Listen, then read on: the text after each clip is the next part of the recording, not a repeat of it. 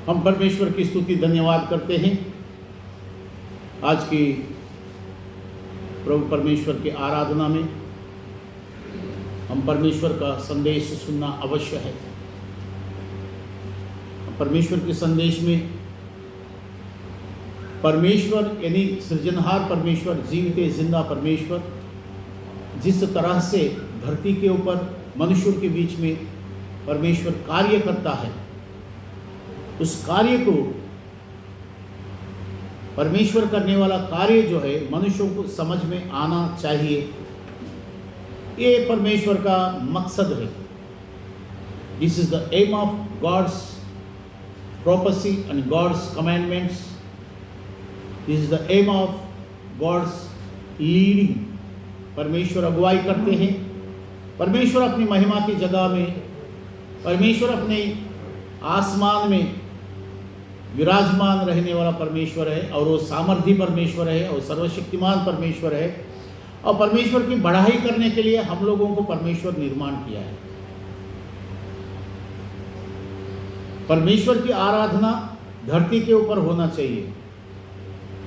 क्यों धरती के ऊपर होना चाहिए परमेश्वर की आराधना? इसलिए कि धरती और धरती के ऊपर की आसमान, आसमान के अंदर की सारी जहां, और धरती के नीचे पाताल, पाताल के अंदर कहीं अलग अलग भाग, ये सारी परमेश्वर के ओर से निर्माण किया गया है।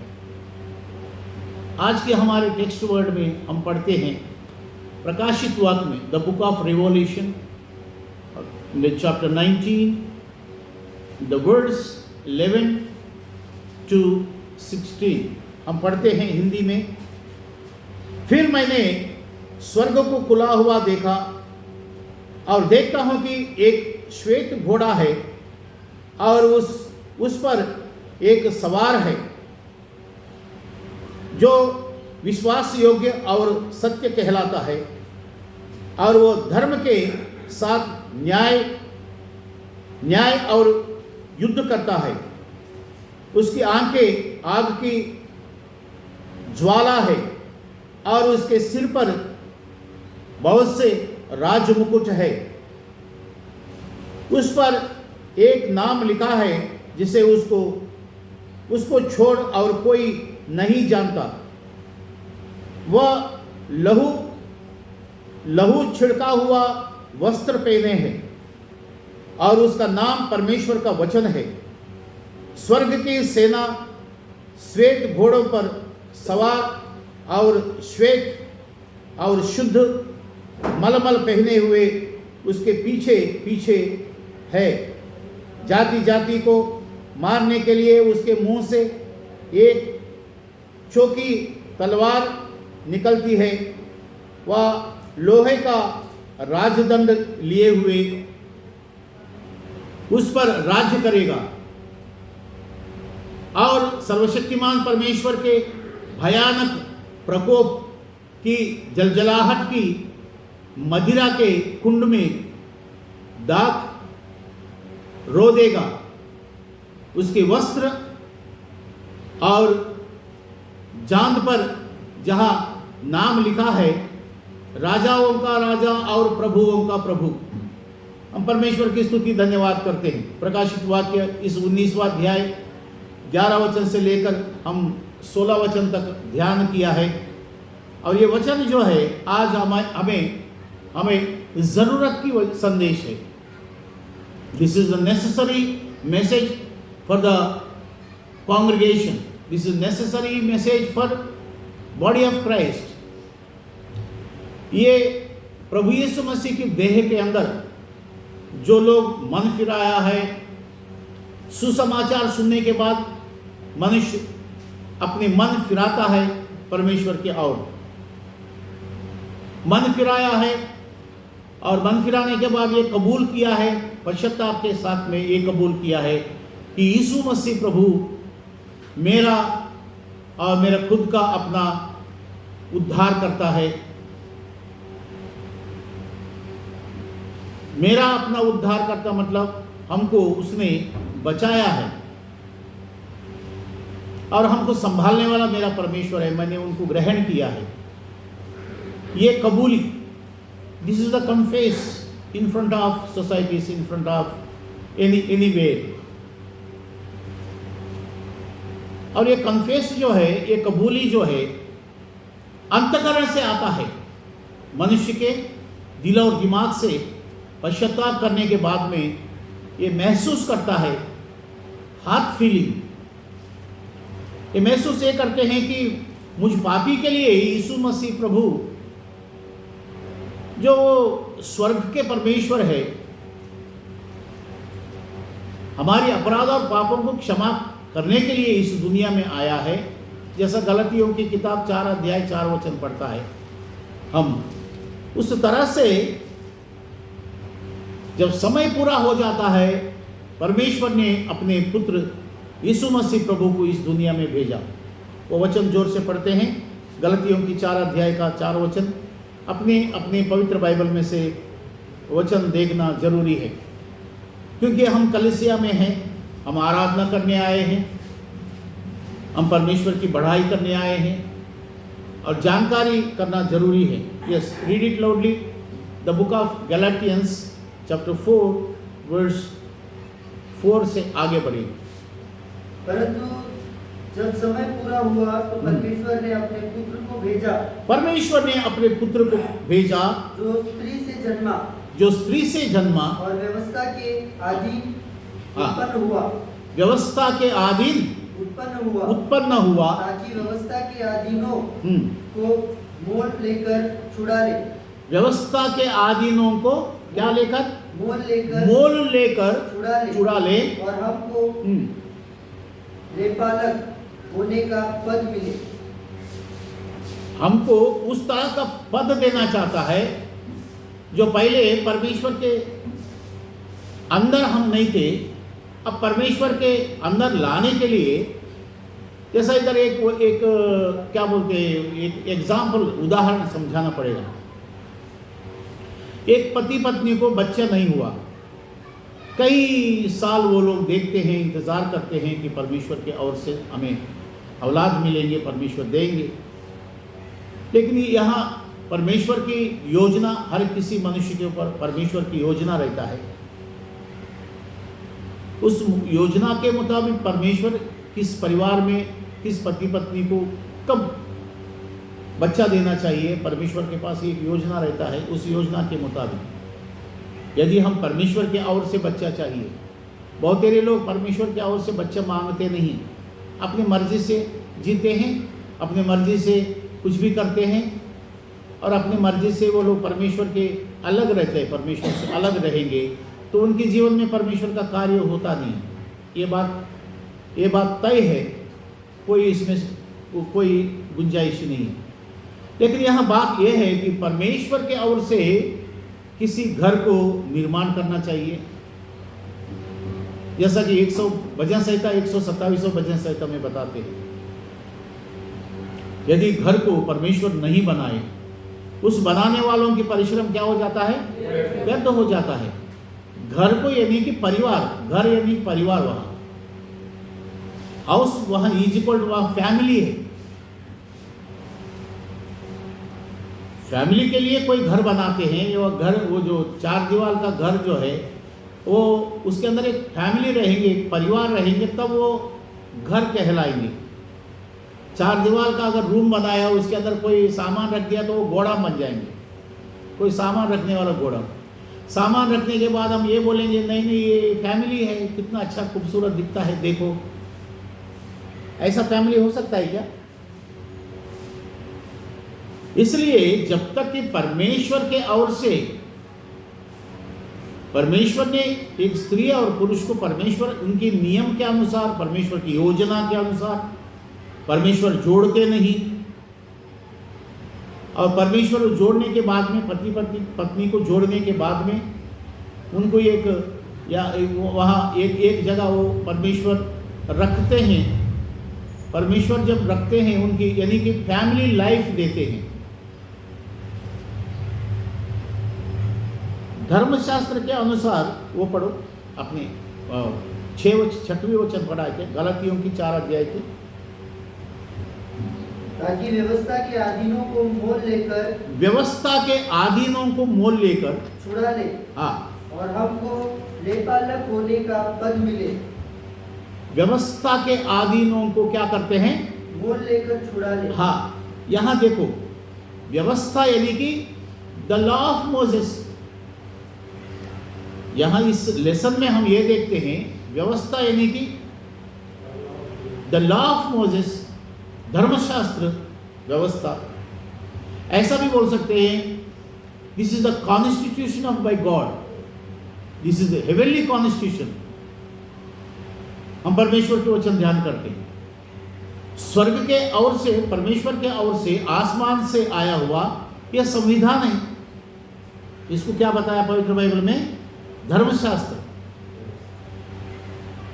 धर्मशास्त्र के अधीन में जो लोग रहते हैं उनको क्या करना चाहिए?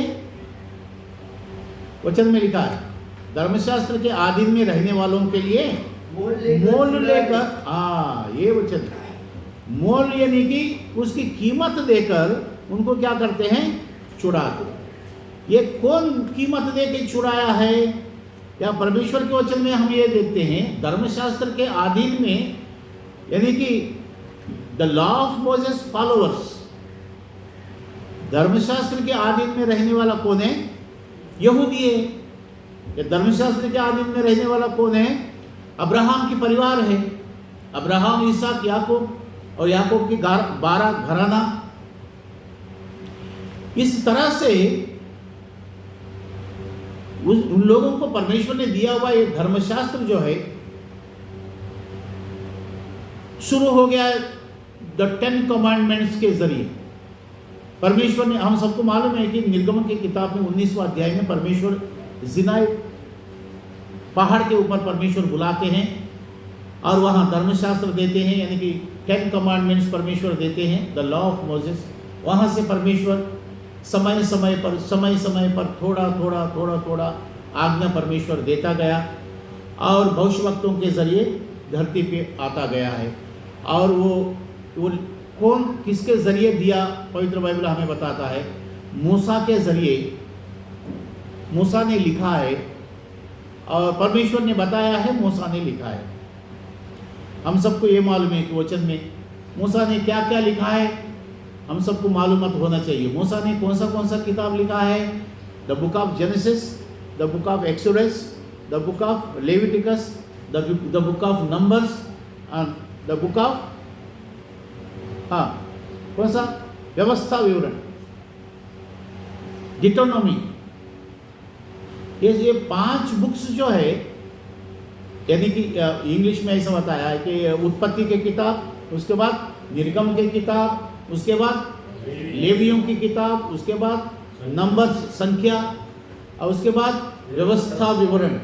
यहाँ हम देखते हैं व्यवस्था यानी कि द कॉन्स्टिट्यूशन। व्यवस्था किस तरह से दिया है परमेश्वर ने, यहाँ हम मनुष्यों को समझने जैसा हर एक किताब में परमेश्वर अपने दासों के जरिए मनुष्यों को बताया है, देशों को बताया है, बादशाहों को बताया है।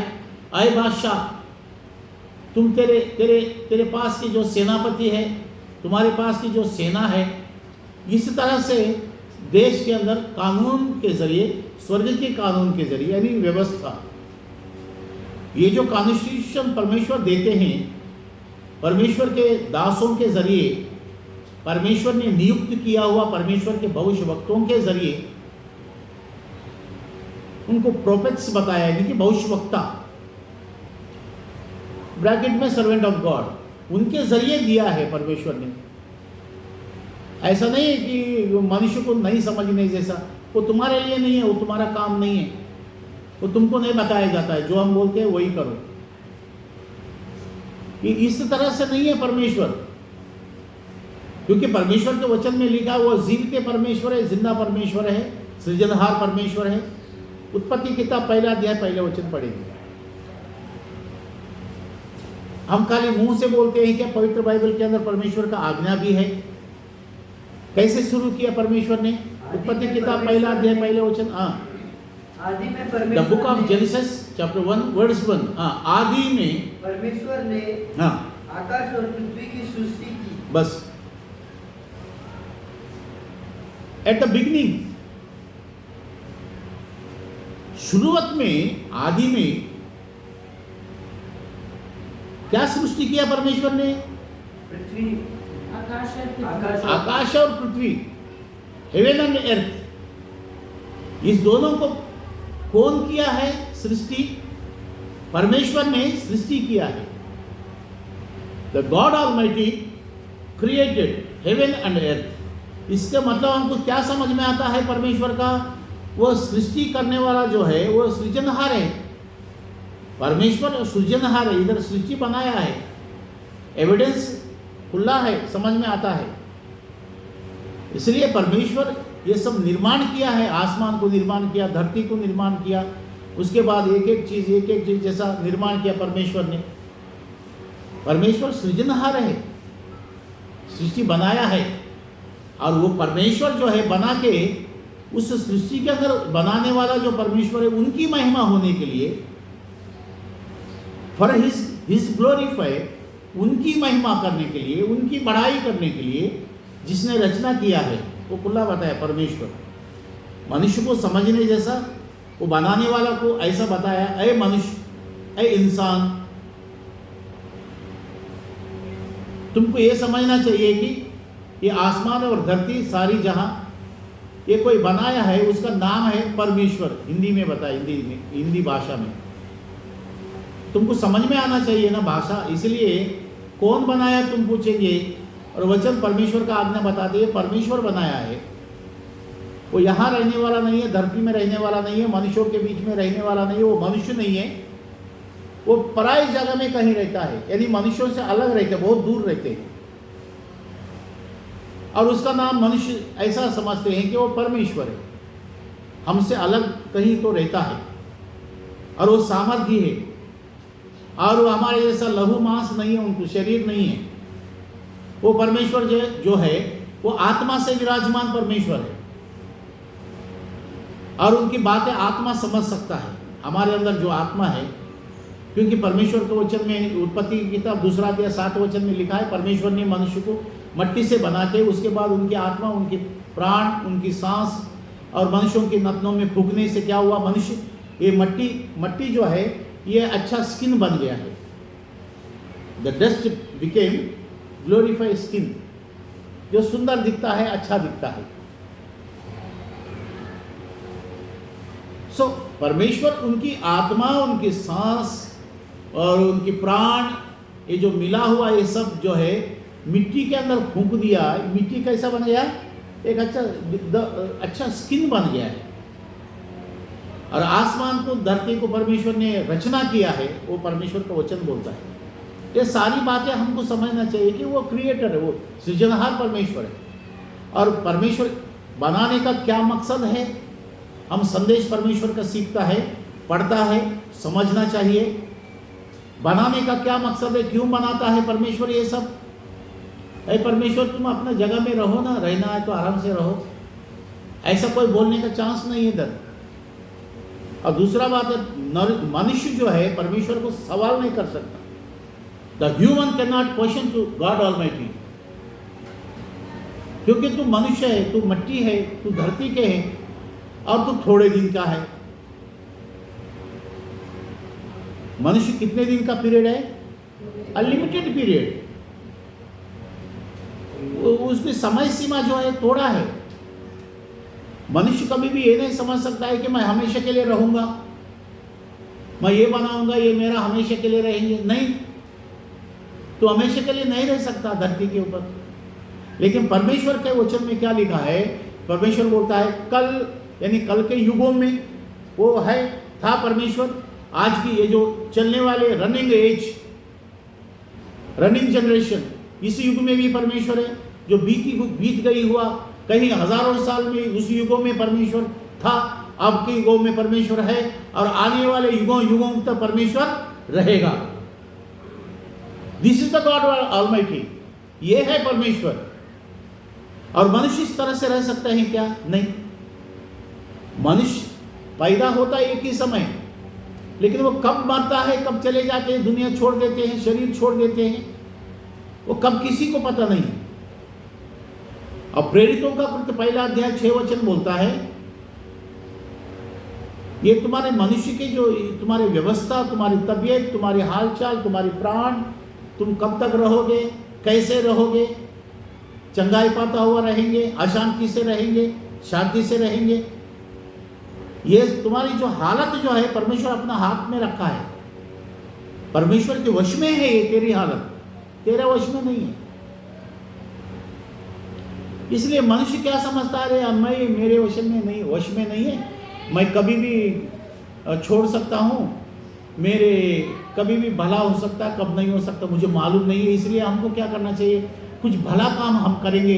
वो खुद ही इमेजिनेशन करता है मनुष्य खुद ही सोच के उनकी भला कैसा होता है वो खुद ही सोचता है। हाँ, भला इस तरह से होता है कि मैं क्या करता हूँ, एक गुड़ या शक्कर ले जाके उस झाड़ के पास कोई मूंगी रहता है, मूंगियों को खिलाने से मेरा भला हो जाता है, ऐसा समझ के मूंगियों को खिलाता है। कोई अपना घर के पतरे के ऊपर पक्षियों को खाना डालता है, रोटी डालता है, वो समझता है ये भला काम है। इस तरह से करने से या कोई प्राणियों को पानी पिलाने से ये भला जो है, ये पुण्य काम जो है हमको उपकार होता है, ऐसा समझता है। लेकिन परमेश्वर ऐसा, ये this is not constitution of God almighty, ये परमेश्वर का नियम नहीं है। परमेश्वर का नियम है, सारी सृष्टि में मैंने प्राणियों को बनाया, मनुष्य को बनाया, ये मेरी महिमा के लिए। 100 भजन संहिता पढ़ते हैं, the book of Psalms, 100 Psalm, 100वां भजन संहिता, उसकी 3रा वचन हम पढ़ते हैं।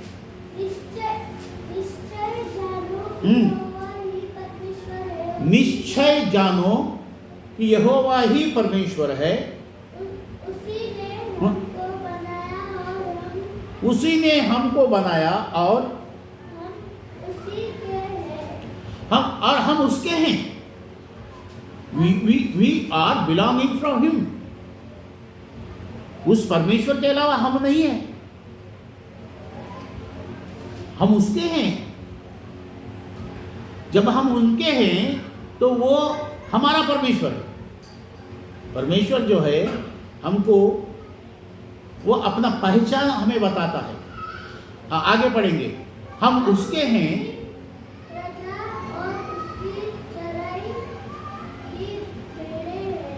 हम उसकी प्रजा है और हम उसकी चराई के भेड़े हैं। मतलब चराई के भेड़े मतलब अब वहाँ रुकते हैं जो जेम्स पढ़ा है। हम परमेश्वर के प्रजा बोलते हैं, we are people of God almighty. और उनकी क्या है, वो चराने वाला जो है, हम उसके भेड़ हैं। We all are sheeps for is the shepherd. वो जो shepherd, we are belonging from that shepherd. वो हमें, वो हमारा चरवाहा है, हमको संभालता है। वो चरवाहा मतलब वो कोई गडरिया नहीं है, वो शीप्स लेके घूमने वाला परमेश्वर नहीं है। ये मनुष्य को समझने के लिए, मनुष्य के दिमाग को समझने के लिए ये उदाहरण रीति से समझ की बातें लेके वो प्रभु हमको समझाता है।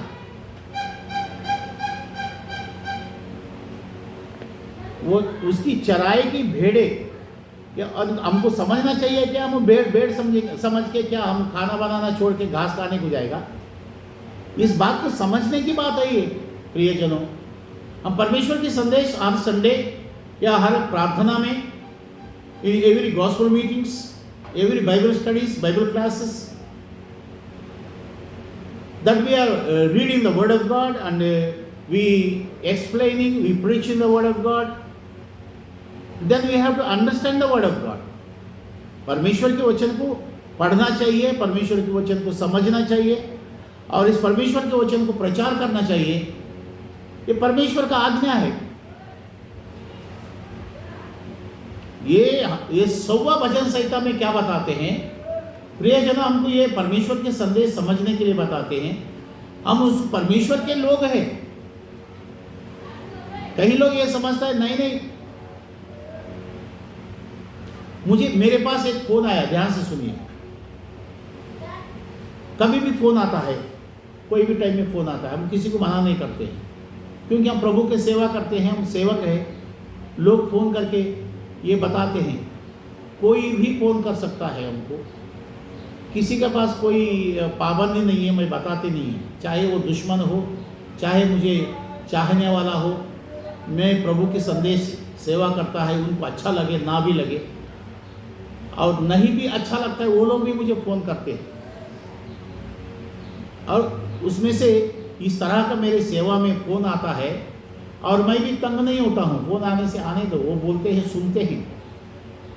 और वो परमेश्वर के लोग नहीं भी रहेंगे तो उनकी हालत बताते हैं कि देखो मेरा बेटा ऐसा है, वो दारू पीता है, तंबाकू खाता है, और बुराई संगति में जाता है, और पढ़ाई नहीं करते हैं, कॉलेज में जाते हैं, खराब हो जाते हैं, उसके लिए प्रार्थना करो। मैं बोला प्रार्थना करता हूँ, और क्या चाहिए, और क्या प्रार्थना में रखने के लिए। मेरा स्वभाव ऐसा है कि उसको और पूछने का है। जो अपने कलीसिया में प्रार्थना में आते हैं, आराधना में आते हैं, बपतिस्मा लिया है, उस व्यक्ति मुझे फ़ोन करके बताते हैं उनकी बाजू में वो लोग हैं जिनके लिए प्रार्थना चाहिए। मैं बोला और क्या चाहिए बताओ। बोलते हैं वो इतना ही बुरा आदत नहीं है, वो छोटे उम्र में, कॉलेज के पढ़ते उम्र में दारू बहुत पीते हैं, दारू पी पी के अपने शरीर को खराब कर लिया है, शरीर के अंदर की आंतड़ी खराब हो गया है, अभी प्रार्थना करो। बहुत जगह में घुमाया है, बहुत जगह इलाज करवाया है, आदत नहीं छूटा है, तबीयत चंगा नहीं हुआ। डॉक्टर लोग बोलता है इसकी शरीर के अंदर पूरा बॉडी पार्ट से सड़ गया है, अभी तुम प्रार्थना करो। अभी उनकी देखिए, अभी उनकी मुंह से क्या निकलता है, वो बेटा जिसके लिए प्रार्थना की जरूरत है, परमेश्वर की चंगाई की जरूरत है, कौन सी हालत में लाके प्रार्थना करने को बोलते हैं। सभी डॉक्टर लोग ने हाथ छोड़ दिया, यानी कि हमसे होएगा नहीं है, आप लेके जाइए, हॉस्पिटल से लेके जाइए। उस परिस्थिति में एक प्रभु के सेवक को फोन करके बोलते हैं अभी आप प्रार्थना करो। अभी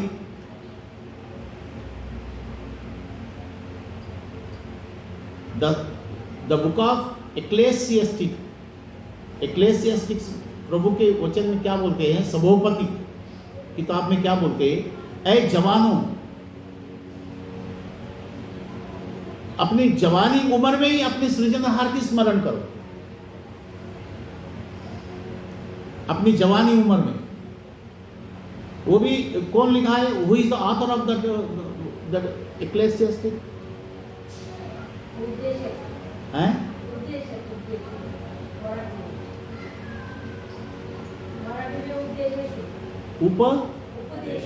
उपदेशक, वो नीति सूत्र के बाद में रहते हैं, वो भजन संहिता, नीति सूत्र और उपदेशक। वो उपदेशक जो किताब है किसने लिखा है, मोजेस, जूनियर मोजेस। किसने लिखा है, जानकारी करना मांगता है, वो राजा सोलोमन ने लिखता है।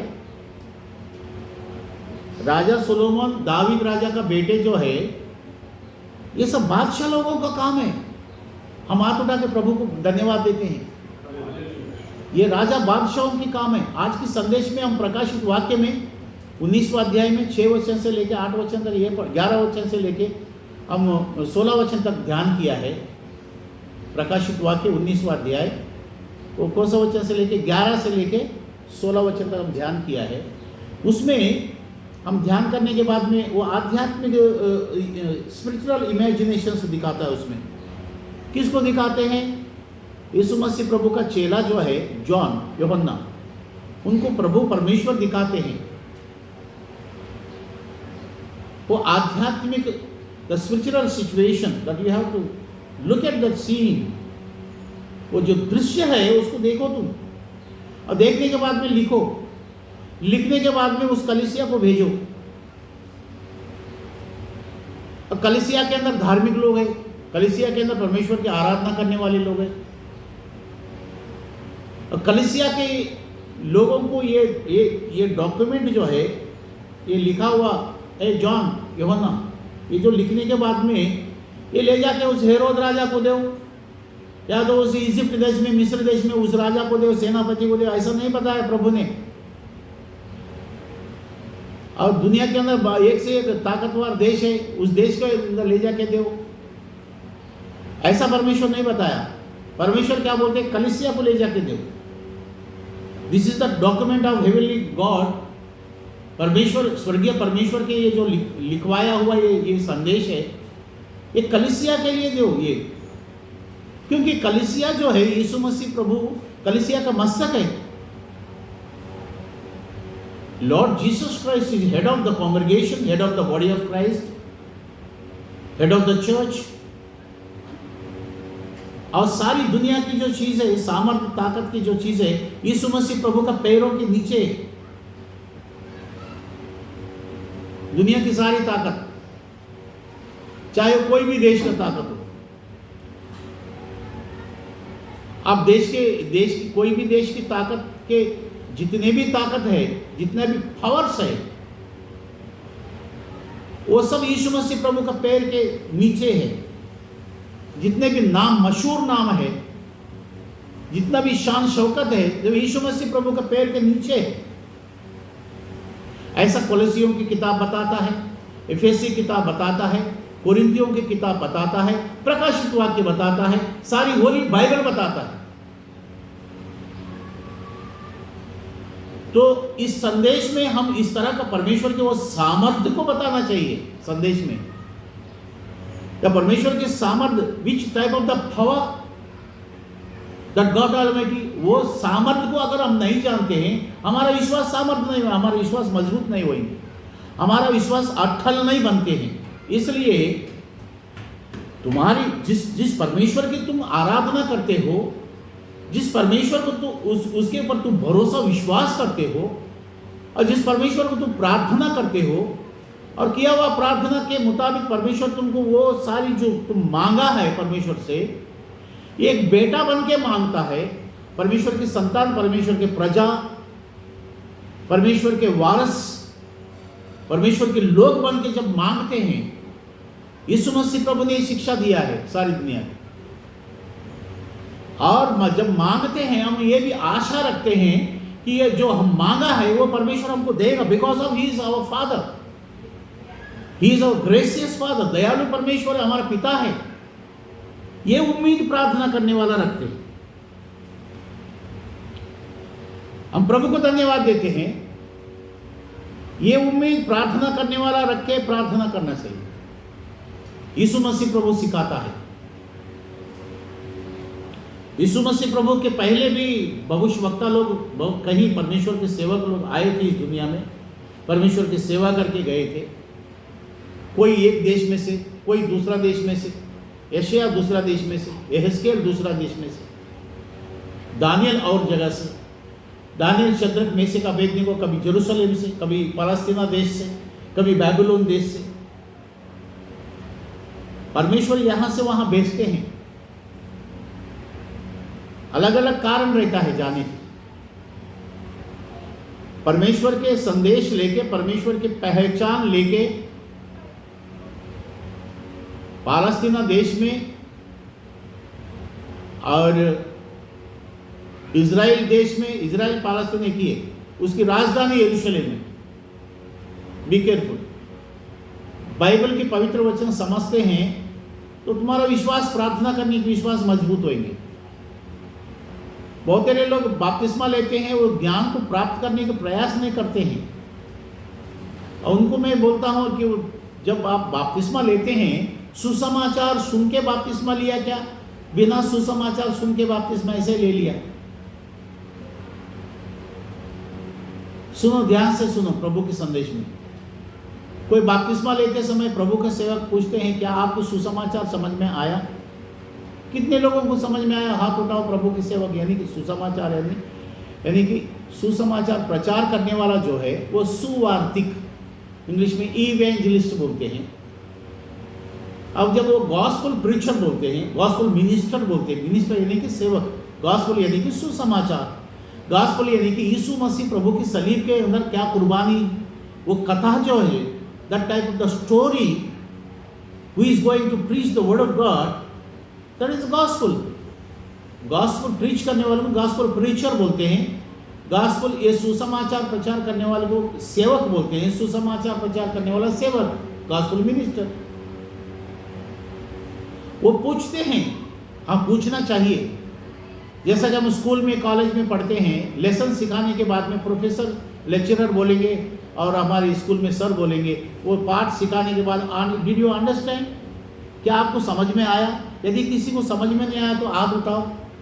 गणित, मैथमेटिक्स, क्या आपको किधर समझ में नहीं आया तो हाथ उठाओ, फिर मैं वापस एक्सप्लेनेशन करूँगा, ताकि आप अच्छी तरह से that you have to receive the clarity of the mathematics.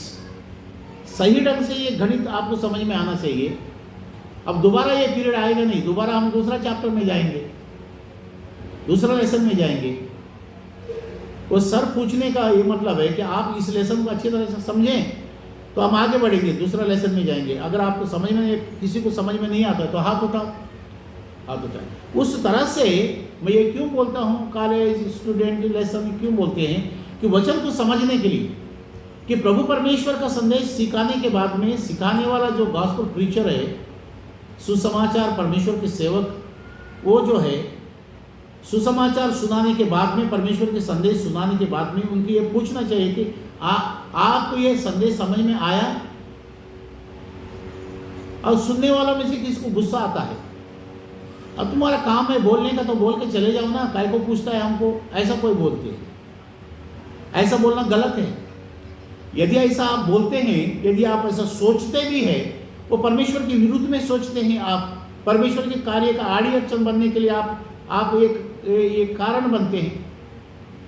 लेने के बदले में देना पड़ जाता है, आशीर्वाद लेने के बदले में श्राप लेना पड़ जाता है तुमको। परमेश्वर का आशीष लेने के बदले में, परमेश्वर की दया कृपा अनुग्रह रिसीव करने के बदले में परमेश्वर से टुकराया जाता है। तुम क्या फायदा आके? इसलिए प्रभु का वचन जब हम सुनते हैं, सुनने के बाद समझना भी जरूरी है। तो समझने के बाद समझाया आपको सेवक ने, समझाने के बाद जब पूछते हैं, आपको यदि समझ में नहीं आता है तो वापस पूछ सकते हैं। या थोड़ा समझ में आया, समझो वो सुसमाचार जितना सुनाया है वो पूरा कभी कभी समझ में नहीं आता है, कभी कभी थोड़ा समझ में आता है, थोड़ा आधा समझ में नहीं भी आ सकते, क्योंकि सभी लोग इतना होशियार नहीं रहते, सबके दिमाग इतना होशियार नहीं रहता है। थोड़ा बात समझ में आता है, थोड़ा नहीं भी समझ में आता है, ये भी बात सही है। अरे आधा अधूरा समझ में आया, बाकी क्लियरिटी नहीं आया लेसन में, ऐसा सोचते हैं। देखो हम प्रभु के वचन समझते हैं। फिर क्या हुआ? फिर सेवक समझाने के बाद में वो सेवक ये पूछते हैं, क्या आपको समझ में आया? फिर वो बोलते हैं हाँ समझ में आया। फिर वो क्वेश्चन करेंगे, फिर आपको क्या समझ में आया?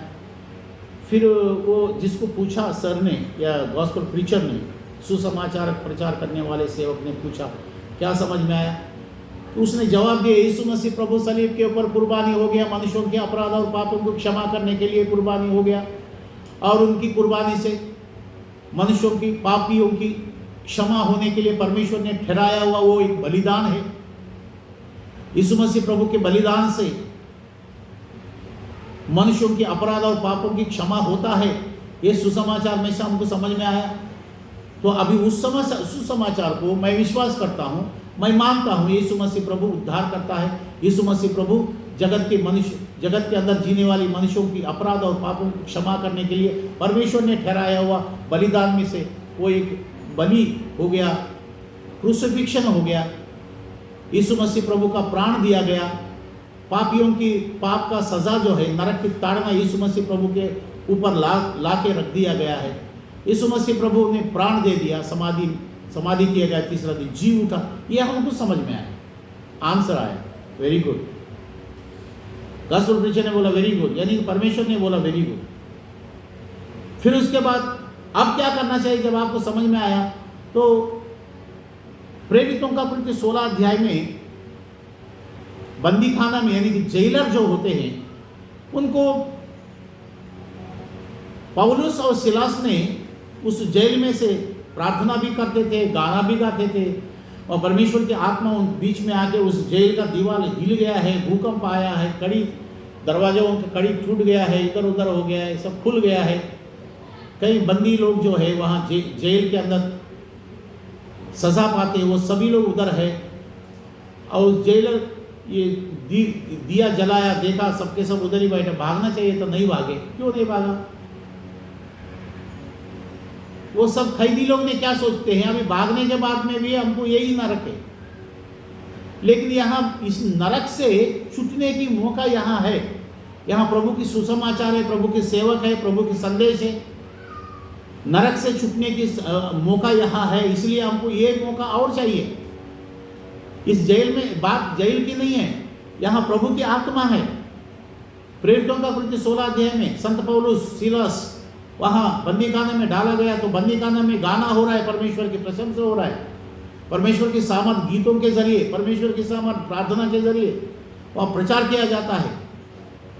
दरवाज़ा खुल जाने के बाद भी भूकंप आया है, बुनियाद हिल गया है, दीवार टूट गया है, सब कितने दीवार सब बंद, जेल का बंद जो करके रखा है वो सब खुल गया है। और अब की जेल ऐसा हो जाता है तो एक भी जेल के अंदर कोई भी रहेगा नहीं, सब भाग जाएंगे। उस मकसद से जेलर ने क्या किया है, रात के समय था वो, आधी रात को, वचन में लिखा क्लियर, आधी रात की बात, मिडनाइट। उस समय करंट नहीं है, लाइट नहीं रहता, इसलिए दिया जलाया गया है, मशाल। और देखा तो सबके सब गिनती किया तो सबके सभी लोग हैं। और उस जेलर ने क्या वहाँ प्रश्न किया, हम सबको मालूम है, वहाँ सभी लोगों को ये प्रश्न है कि महाजनों, पौलुस सीलास को क्या बोलते हैं, महाजनों, ये जो आप गीतों के जरिए परमेश्वर के सामर्थ्य हमें बताया है, ये जो प्रार्थना के जरिए आपने परमेश्वर की सामर्थ, मुक्ति का योजना आप हमें बताया है,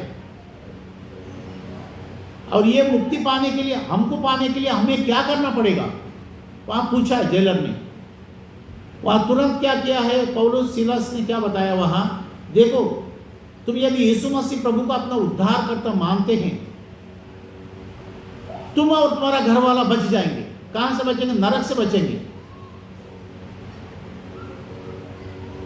you can get the redemption from the hell.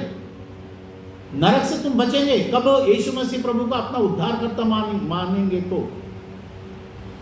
फिर उसने क्या किया, उद्धार करता मानेंगे तो मैं और मेरे घराना को उद्धार मिलने के लिए, मुक्ति मिलने के लिए, छुटकारा मिलने के लिए, नरक से बच के अनंत काल के जीवन में जाने के लिए। ये सब कौन बताया? वो गीतों के जरिए प्रार्थना में वहां बताया है, पौलुस और सीलास जेल में बताया है।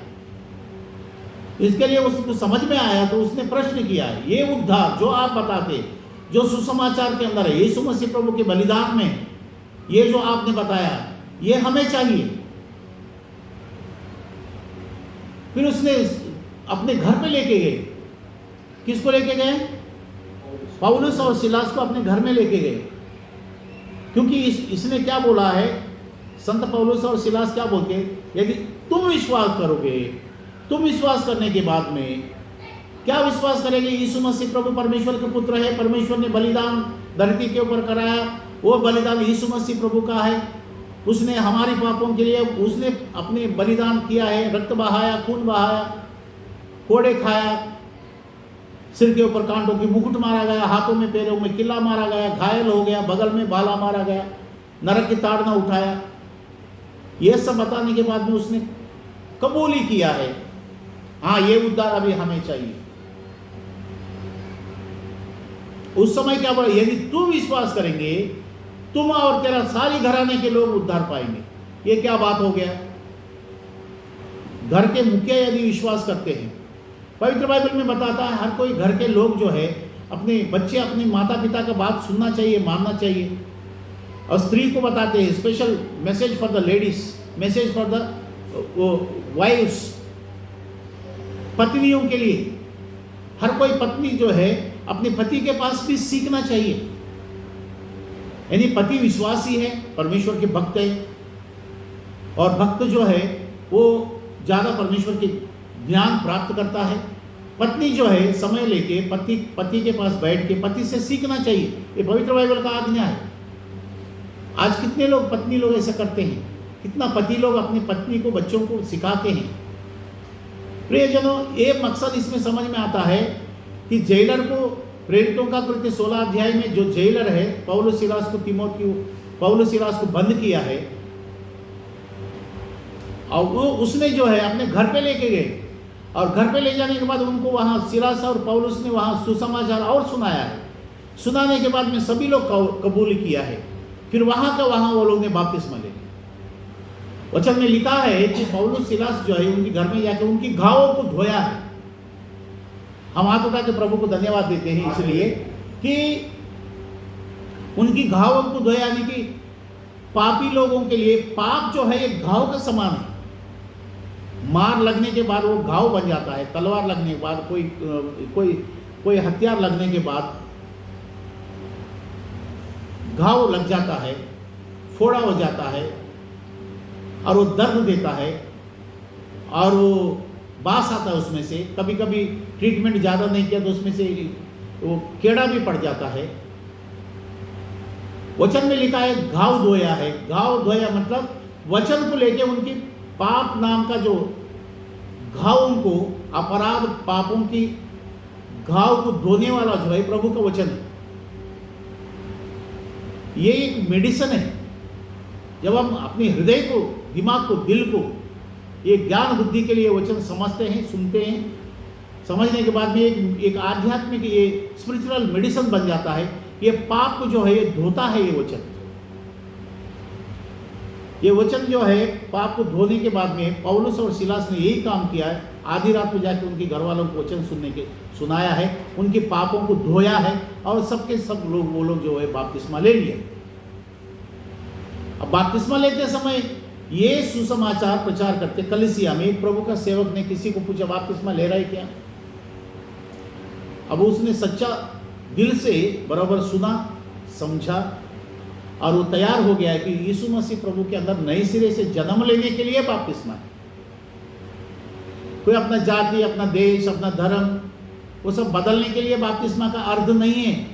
बपतिस्मा का अर्थ ये है कि मैं पुराना जिंदगी जो है, पाप की जिंदगी है, अधर्म से जीते थे, उसमें ईमान नाम का कोई चीज़ नहीं था, मैं ऐसा पापी इंसान था, उस पाप से मुक्ति पाने के लिए एक शपथ ले रहे हैं प्रभु से, एक वोट ले रहे हैं प्रभु से। और उस दिन से लेके, बपतिस्मा लेने के बाद से लेके फिर वो परमेश्वर के संतान बन के रहेंगे। जेम्स ने क्या पढ़ा 100 भजन संहिता में, और उस हम जो है उस परमेश्वर के लोग हैं। हम किसके लोग हैं?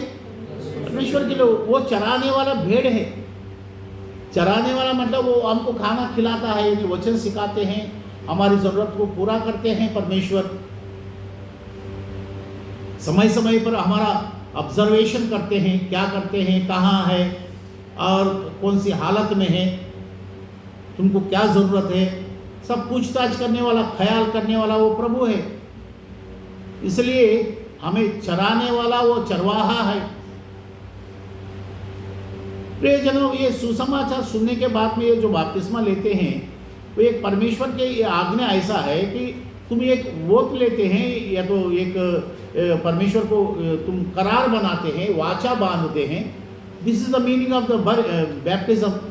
बैप्टिज्म का असली मीनिंग जो है समाधि की जाना, जुना जिंदगी को, पाप की जिंदगी को, और उसको डुबा के पानी में, एक पानी के अंदर डूब के उठते हैं, यानी कि वो समाधि नहीं होता है, वो बरियल के जैसा कोई चीज़ को या मरा हुआ इंसान को बरियल करते हैं, समाधि करते हैं, वैसा हमारा जुना पाप की ज़िंदगी को हम दफना देते हैं, फिर से नया ज़िंदगी जीने के लिए एक वोट खाते हैं। This is the meaning of the baptism. इसलिए बैप्टिज्म का नाम से कोई डरने की ज़रूरत नहीं है।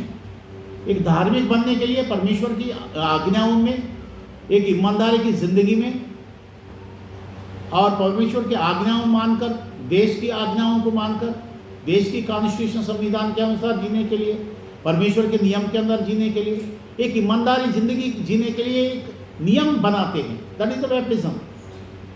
अब बैप्टिज्म लेने के लिए किसी को पूछते हैं, अब ये जो आदमी ने सच्ची तरह से उसने कबूली किया है मैं बैप्टिज्म लेता हूँ, अब वो बैप्टिज्म लेने के लिए खड़ा हो गया। और कौन कौन खड़ा हो गया, किसको समझ में आया? 2-3 लोग खड़ा हो गए। अब जिसको समझ में नहीं भी आया तो वो लोग सुनो, अभी जिसको समझ में नहीं आया वचन, अब बपतिस्मा लेने के लिए फिर देखो बाजू वाला खड़ा हो गया और नहीं, मैं यानी हम जो है हम लोग नहीं खड़ा रहेंगे तो प्रभु का सेवक बोलेंगे अरे ये तो अभी तो पापी आदमी बोलेंगे, इसको समझ में नहीं आया बोलेंगे, यानी हमको छोटे नज़र से देखेंगे, हमको बुद्धू समझेंगे। इसलिए वो लोग खड़े हैं तो हम भी खड़ा हो जाएंगे, चलो चलो वो भी खड़ा हो जाए। अब जब वो भी खड़ा हो गया दूसरे लोग, तो बाजू वाले या और भी बाजू वाले बैठे हुए लोग रहते हैं, ऐसा हाथ करते, तू भी खड़ा रहो, नहीं तो तुमको बोलेगा बुद्धू है, तुमको समझ में नहीं आया बोले। इस तरह से लोग जो है जिसको समझ में भी नहीं आए, जिसको हृदय में पश्चाताप नहीं हुआ, जिसकी मन किराया नहीं है और वो परमेश्वर के लिए ईमानदारी जिंदगी जीने के लिए तय नहीं करते हैं, वो भी खड़ा हो जाता है, ऐसा बपतिस्मा ले लेते। तो ये सभी वही लोग हैं जो बपतिस्मा लेके जो बदलापुर नदी में बपतिस्मा लेते हैं और उसके बाद परमेश्वर के आराधना में नहीं आते, एक महीना गायब हो जाते हैं। ये सब ऐसे ही है। हम उनके अपमान नहीं करते हैं, हमें उनकी एक आध्यात्मिक जीवन जीने की एक हौसला बढ़ाते हैं प्रभु की वजह से। प्रियजनों, इसलिए कि कोई और देखते हैं हमारी बेइज्जती होता है, उस तरह से आप प्रभु को परमेश्वर को अपनाओ मत। परमेश्वर को ऐसा आराधना नहीं करना, परमेश्वर का अपने हृदय से आराधना करना है, अपने मन से आराधना करना है और पवित्र होकर आराधना करना है। पवित्र लोगों की आराधना परमेश्वर कबूल करता है। और हम पवित्र कैसे बन गए हैं? यीशु मसीह प्रभु के सलीब की कुर्बानी के जरिए हम पवित्र बन गए हैं। हम प्रभु के वचन में आते हैं, समय हमको पूरा करना है, इसलिए हम प्रकाशित वाक्य में आ जाते हैं 19वां अध्याय में और उसमें 12 वचन पढ़ते हैं। उसकी आंखें आग की ज्वाला है और उसके सिर पर बहुत से राजमुकुट है। उस पर एक नाम लिखा है जिससे उसको छोड़ और कोई नहीं जानता। वो लहू छिड़का वो वस्त्र पहने हैं और उसका नाम परमेश्वर का वचन है। बस वहाँ लहू छिड़का हुआ वस्त्र पहना है। यहाँ हम ये देखते हैं, देखो घोड़े के ऊपर बैठा है, एक बादशाह का जैसा आ रहा है। उनकी आंखों के बारे में बताया है और उनकी आंख जो है साधारण आंखें नहीं दिखता है। और उसकी आंख कैसे दिखता है? आग की ज्वाला है। आग की ज्वाला है, ज्वाला यानी कि जलता हुआ बहुत बड़ा आग। उस तरह से प्रभु यीशु मसीह का आंख जो है दिखाई दिया है। और वो जो वस्त्र पहना है उस वस्त्र में लहू छिड़का हुआ, वो लहू जो है यीशु मसीह प्रभु का जो सलीब के ऊपर लहू बहाए, उस लहू का वो वहाँ खुला हम लोगों को ये बताता है। वो लहू दिखाई दे रहे हैं उनके वस्त्र के ऊपर। 13 वचन बताता है। वो लहू छिड़का प्रकाशित वाक्य का 19वां अध्याय 13 वचन क्या बताता है? वह लहू छिड़का हुआ वस्त्र पहने हैं और उसका नाम परमेश्वर का वचन है। और वो वस्त्र पहना हुआ, घोड़े के ऊपर बैठा हुआ, आग की समान आंख जो दिखता है, वस्त्र जो पहना है, उनका नाम क्या है? ये परमेश्वर का वचन है उनका नाम।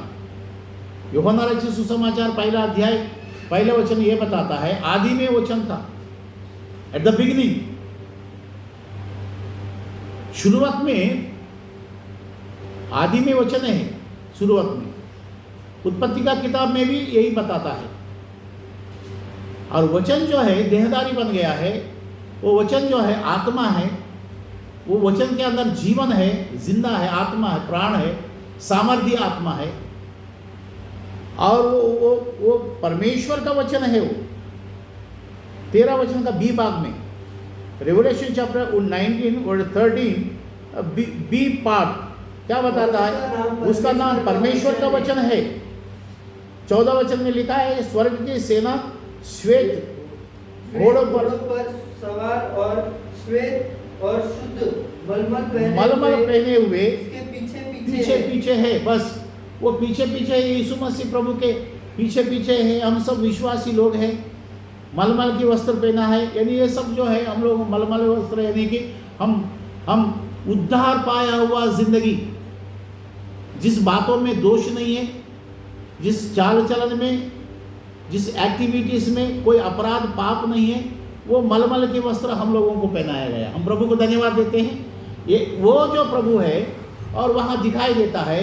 और वो हम आगे भी हम जब 8वें वचन तक 11 वचन से लेकर 16 वचन तक पढ़ते हैं, 15 वचन से हम शुरू किया है। जाति जाति को मारने के लिए उसके मुंह से चोखी तलवार निकलती है। वह लोहे का राजदंड लिए हुए उन पर राज्य करेगा और सर्वशक्तिमान परमेश्वर के भयानक प्रकोप की जलजलाहट की मदिरा के कुंड में दाग रौंदेगा। और उसके वस्त्र और जाम पर यह नाम लिखा है, राजाओं का राजा और प्रभुओं का प्रभु। इसलिए हम प्रभु को इस तरह से समझते हैं कि वो इस दुनिया के अंदर जितने भी बादशाह और सत्ता चला के गए, जितना भी बादशाह है और अभी भी बादशाह के जगह में जितना भी लोग हैं, वो सब जो है इस प्रभु यीशु मसीह के अंदर है। और इसलिए उनका नाम लिखा है कि वो राजाओं के ऊपर का राजा है, राजाओं के ऊपर राजा है और देवों का देव है और प्रभुओं का प्रभु है। जितना भी प्रभु समझते हैं अपने आप को, मैंने ये काम किया, मैं वो काम किया, मैंने ये देश बनाया है, नेबूकदनेस्सर का जैसा, फिरौन राजा का जैसा, हेरोद राजा का जैसा, और उस राजाओं में से ज़्यादा, और ये राजा के ऊपर और कोई राजा नहीं है। इसलिए जैसा कि राजाओं का राजा, प्रभुओं के प्रभु, हम आराधना करने वाला प्रभु है। तो ये प्रभु जो है, और ये घोड़े के ऊपर आने का मतलब क्या, हम समझते हैं कि 12 बज गया है तो वचन पूरा करना है, और एक वचन पढ़ के हम पूरा करते हैं। पहला थिस्सलुनीयों की किताब हम पढ़ते हैं, पहला थिस्सलुनीयों की किताब पहला अध्याय का 7 वचन हम पढ़ते हैं। पहला थिस्सलुनीयों की किताब पहला अध्याय का 7 वचन, इधर आ जाओ, प्रभु का वचन जोर से पढ़ते हैं। 1 Thessalonians chapter 1 verse 7, यहाँ तक कि मकदोनिया और अखया के सब विश्वासियों के लिए हाँ तुम आदर्श बने, क्योंकि तुम्हारे यहाँ से न केवल मकदोनिया और अखया में प्रभु का वचन सुनाया गया, हाँ, पर तुम्हारे विश्वास की जो परमेश्वर पर है, हर जगह ऐसी चर्चा फैल गई है कि हमें कहने की आवश्यकता ही नहीं। बस हम प्रभु की ये वचन इसलिए पढ़ते हैं, 7 वचन। वहाँ मकदोनिया नाम का एक देश है, वो मकदोनिया में प्रभु का कलीसिया है, और अखया नाम के कलीसिया है, और सब विश्वासियों के लिए तुम आदर्श बने। प्रिय जनों, हम सब विश्वासियों के लिए यहाँ क्या है, हमारा विश्वास को प्रेरित करता है। तुम आदर्श बने की एग्जाम्पल जिंदगी है तुम्हारे अंदर। तुमको देख के कोई तुम्हारा उदाहरण ले सकते हैं क्या? हमको देख के कोई ऐसा उदाहरण ले सकता है क्या? और उस तरह से तुम बनो। आपकी शुरुआती विश्वास कैसे हैं और अभी का विश्वास कैसे है? आप कब से चर्च में आते हैं, कब से वचन सुनते हैं, कब बपतिस्मा लेके कितना दिन हुआ है, और शुरुआत में जो विश्वास दिखाई दिया है उसके बाद में अभी विश्वास कैसे है? कमजोर हुआ कि सामर्थ हुआ? और वो बताते हैं 7 वचन में, और उसकी आदर्श बनने की बात करता है। 8 वचन बताता है, पहला थिस्सलुनीयों की पहला अध्याय का 8 वचन, क्योंकि तुम्हारे यहाँ से ना केवल मकदोनिया और ना अखया में प्रभु का वचन सुनाया गया है, पर तुम्हारे विश्वास को जो परमेश्वर पर है, हर जगह ऐसी चर्चा फैल गई है कि हमें कहने की कोई आवश्यकता नहीं है। तुम्हारे जरिए इतना फैल गया है। हम प्रभु के वचन में ये हमारे ग्रोथ देखते हैं। प्रियजन, ये सारी बातें हम परमेश्वर के सामर्थ्य के लिए सुना है। परमेश्वर कितना शक्तिशाली है, परमेश्वर कैसे अपने कलीसिया को और इस दुनिया के अंदर कैसे रचना किया है, सृजनहार कैसे, सारी बातों का हमने ध्यान किया है। यहाँ अभी हमारी विश्वास और personal believe and personal spiritual life उस किस तरह से हैं यहाँ बताते हैं। वे लोग जो है अखया के और मकदोनिया के, और मकदोनिया के बाद में अकया और मकदोनिया, और ये लोग जो है परमेश्वर पर इतना विश्वास किया है कि उनके उस विश्वासियों के जरिए, उस कलीसिया के माध्यम से पूरा वहाँ के लोगों में, उस एरिया या उस देश में, पूरा देशों में उनकी माध्यम से सुसमाचार पहुंच गया है। यानी कि चर्च काम कर रहा है। चर्च यानी कि कलीसिया जो है प्रभु का काम कर रहा है। जब हम खुद ही काम पे नहीं आएंगे, हम दूसरों को ये काम कैसे दिलाएंगे? यानी हम खुद ही प्रभु के विश्वास में बढ़ते नहीं हैं, हमारा विश्वास घटते जा रहा है। हम धीरे धीरे पवित्रता से हम अपवित्र में बनते जा रहे हैं। हमारा आध्यात्मिक जीवन कभी बढ़ती ही नहीं है। और दूसरों को कैसे हम एक नमूना बनेंगे? दूसरों के एग्जाम्पल कैसे बनेंगे? तुम्हारे जरिए और भी अविश्वासी लोगों के पास ये वचन कैसे जाएंगे? इस बातों का किसी को चिंता नहीं है प्रियजनों। इसलिए प्रभु का वचन हमें बताता है। इसलिए परमेश्वर ने इस तरह से आपके माध्यम से वचन प्रबल होना चाहिए, और उसके बाद यीशु मसीह प्रभु का दोबारा आगमन होंगे। पहला कोरिन्थियों और एक वचन हम पढ़ के पूरा करते हैं।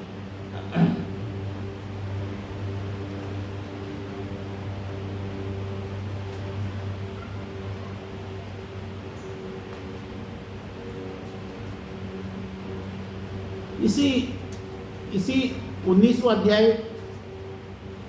अध्याय प्रकाशित वाक्य में हम लोग ने पढ़ा है। उसके थोड़ा नीचे आएंगे तो 20वां अध्याय, प्रकाशित वाक्य 20वां अध्याय में एक 12 वचन पढ़ते हैं 20वां अध्याय का, क्योंकि समय कम है, हम उस एक ही वचन पढ़ते हैं। फिर मैंने छोटे बड़े सब मरे हुओं को सिंहासन के सामने खड़े हुए देखा, और पुस्तकें खोली गई, और फिर एक और पुस्तक खोली गई, अर्थात जीवन की पुस्तक।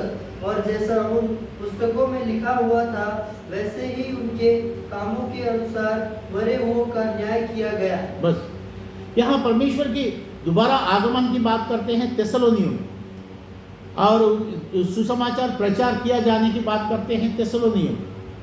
यीशु मसीह प्रभु दोबारा आएंगे, और वो आने के बाद में ये प्रभु का वचन हम 12 वचन में क्या पढ़ा है कि जब वो जजमेंट करेंगे प्रभु, फिर मैंने छोटे बड़े सब मरे हुओं की सिंहासन के सामने खड़े हुए देखा। परमेश्वर के सेवक देखते हैं। परमेश्वर के सेवक कौन देखते हैं यहाँ? Who is the author of this book of revelation? यूहन्ना, यीशु मसीह प्रभु का जो प्रियालु चेला था, यूहन्ना देख रहा है, और यूहन्ना यहाँ गवाही दे रहे हैं। ये प्रकाशित वाक्य 20 अध्याय का 12 वचन में गवाही ये दे रहे हैं, फिर मैंने छोटे बड़े सब मरे हुओं के सिंहासन के सामने मैं खड़े हुए देखा, और पुस्तकें खोली गई, और फिर मैं एक और पुस्तक खोली गई, अर्थात जीवन की पुस्तक। कई पुस्तक वहाँ खोली गई है। मैंने जब देखा, प्रभु के वचन में बताता है, सिंहासन के सामने खड़े हुए देखा, और पुस्तकें खोली गई, और फिर एक और पुस्तक खोली गई, अर्थात जीवन की पुस्तक। और जैसा उन पुस्तकों में लिखा हुआ था, वैसे ही उनके कामों के अनुसार मरे हुए की न्याय किया गया है। उनके कामों के अनुसार। ये जनों यहाँ काम की बात करते हैं। Which type of the activities the church has done, किस तरह का कलीसिया किस तरह का काम किया है। वे लोग जो है, इनके माध्यम से कहीं और नाश होने वाले लोग तक, और भी लोग तक पूरा देश में फैल गया है, ये कलीसिया के माध्यम से। और इनका भी नाम वहां लिखा गया है, और कहीं लोग जो है, मरे हुए लोग भी वहां दिखाई दिया। मरे हुए लोग, उसमें आध्यात्मिक जीवन में भी मरे हैं कुछ लोग। और कई पुस्तक खुल गई है, और एक पुस्तक ऐसा खुल गया है जिसके अंदर सब कलीसिया का नाम है, भला किया हुआ लोगों का नाम है, सुसमाचार प्रचार किया हुआ नाम है, और यीशु मसीह प्रभु का सुसमाचार का गवाही दिया हुआ नाम है। परमेश्वर के लिए किस तरह का काम किया है, परमेश्वर के लिए कितना समय हमने दिया है, परमेश्वर की महिमा के लिए क्या मेरी जिंदगी में क्या काम आया, मेरी लाइफ, मेरी जिंदगी, मेरी चाल चलन, इसमें से थोड़ा भी कुछ परमेश्वर के काम आया क्या, इसे ही व्यर्थ में जिंदगी जी रहे। इस तरह का ये 12 वचन जब हम पूरा करते हैं तो उनके कामों के अनुसार मरे हुओं का न्याय किया गया है। 13 वचन बताता है, समुद्र ने उस पर मरे हुओं के जो उसमें से समुद्र में दिया है हिसाब किताब, और कहीं जगह में से अलग अलग कोई भी ऐसा चीज नहीं छुपा है जो परमेश्वर के न्याय के सिंहासन के सामने नहीं आए। प्रियजनों, ये सारी बात हम पढ़ते हैं और परमेश्वर के वचन के जरिए हम अपनी विश्वास का फरकना, जांचना, इसलिए हम संदेश सुनते हैं। प्रियजनों, इसलिए कलीसिया का काम है सुसमाचार प्रचार करना और उन तक पहुंचाना, और उसके लिए कलीसिया के अंदर हमारा एक्टिविटी, हमारा पहचान अच्छी तरह से रखने के लिए इसको बोलते हैं church development and spiritual development, आध्यात्मिक जीवन में आगे बढ़ने की। इस तरह का कार्य करने के लिए हम सब परमेश्वर के अंदर प्रयास करेंगे। सर झुकाते हैं, हम प्रार्थना करते हैं। हम प्रभु के सामर्थ्य को हमने संदेश में सुना है और कलीसियाओं में कैसा काम किया गया है और कैसे परमेश्वर का न्याय के सिंहासन के सामने हर कोई बात परमेश्वर लेके सिंहासन के सामने परमेश्वर न्याय करता है। ये सारी बातों का अध्ययन किया है, पढ़ाई किया है, और उसके अंदर परमेश्वर हमको और जीवन की किताब में हमारा नाम, जब हम कोई परमेश्वर का कार्य करते हैं तो हमारा नाम जीवन के किताब में, हमारे कलीसिया के नाम जीवन के किताब में लिखा जाने की बातें परमेश्वर हमको समझाया है। प्रार्थना करते हैं इस संदेश के लिए। अति पवित्र स्वर्गीय पिता, Heavenly Father, gracious God, we thank you for this church message, thanking you for your judgment message, thanking you for worship message। विश्वासियों की, आराधना करने वालों की, परमेश्वर की भजन संहिता 100 के 3 वचन के मुताबिक हम परमेश्वर के लोग हैं, और परमेश्वर चरवा, वो हमें चराने वाला उस परमेश्वर के और से हम हैं। परमेश्वर पिता, सारी बातों को तूने सिखाया, इसलिए तेरे धन्यवाद करते हैं। ये वचन के ज्ञान, एक वचन का कृपा वरदान हम सबके अंदर दिल में, दिमाग में, प्रभु तेरे सिंहासन के सामने आके खड़ा होने तक ये संदेश हमारे दिल और दिमाग में परमेश्वर पिता तूने ये छप जाने के लिए, याद रखने के लिए, ना भूलने के लिए सहायता करने के लिए दुआ मांगते हैं। ये वचन के जरिए हम सबको आशीर्वाद और चंगाई दे, और इस कलीसिया में इस तरह का काम करने के लिए, इस कलीसिया के माध्यम से और भी नाश होने वाली आत्माओं को उद्धार होने के लिए सहायता कर। तेरी धन्यवाद, तेरी स्तुति, तेरी ऊंचा बढ़ाई यीशु मसीह प्रभु के नाम से करते हैं। तू सुना और कबूल कर पिता, आमीन।